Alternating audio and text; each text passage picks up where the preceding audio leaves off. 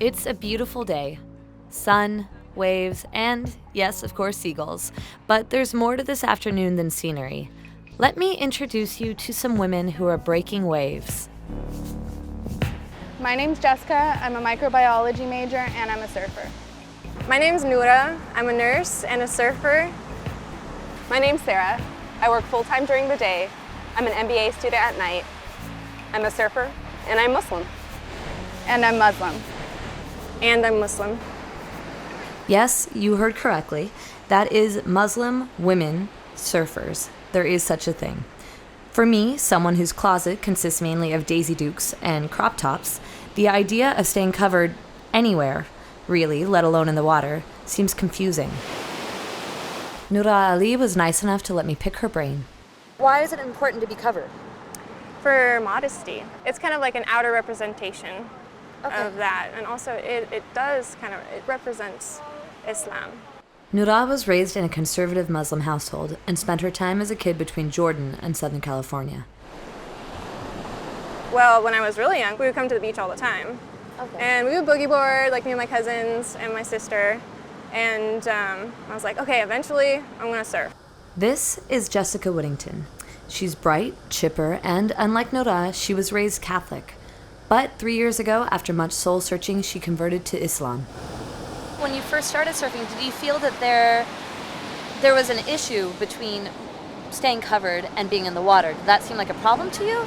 Or No, I did some research and totally YouTubed it and Googled it for other female surfers who are Muslim, how they do it and stuff. And I just went off of that and kind of did my own thing.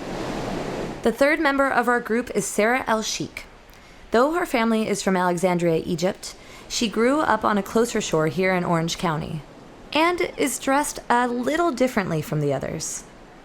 So is it less traditional not to be covered or less conservative? Some people would say it's less conservative. In general, though, the faith isn't determined solely on being covered or not, and it doesn't mean you're a better Muslim or worse Muslim. Aurelia Khatib is from a conservative home.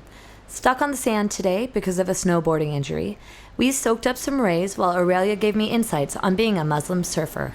There's always a challenge. People say, don't you get hot in that? And yeah, I'm hot, of course, and I'm a little bit heavier in the water, and it's a little bit more difficult, but it's, everything has a different challenge, and if you really love something, you're going to find a way to do it. 40 miles away in downtown Los Angeles, I met a woman named Shereen Sabet. She created a swimwear line for Muslim women. It was born out of both necessity and personal experience. At the time that I was a certified scuba diver, I would wear just, a regular bathing suit on the boat, and then my what they call a Farmer Jane wetsuit. And on the dive boats, you have to dress in public. Okay. So when I did become religious, I realized, I can't do that anymore.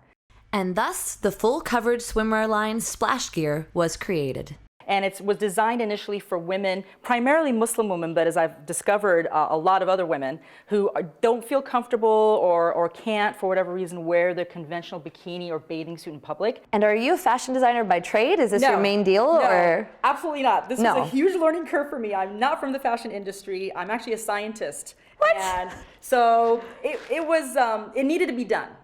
Fashion designer or not, Shereen's designs have both function and form, like these polyester hoods, for instance. And so this is one of the hair covers, and it's color coordinated, as you can tell. And a woman can choose, if she's a conservative woman, she can choose to wear this, cover her whole head, her neck, her ears. Someone who's less conservative, such as me, I would wear a swim cap. I never dreamed I would do anything like this, but I'm very proud. These women tell me that in the end, it's not about a wetsuit or a bathing hood or even people's perceptions. It's about them, these women, and yes, these surfers, doing what they love. Anything good is going to have a fear and a risk to it, and you just have to overcome it, and when you overcome it, it feels that much better. Just being out there on the water and having all the waves around you and seeing the sun glinting off the water, that's the best part for me. I feel like I'm closest to God when I am surfing, because sometimes those waves do pound on you, and for a couple of seconds you don't know how it's going to end, and that connection with God is definitely there. I'm Dija Dowling for SoCal Connected.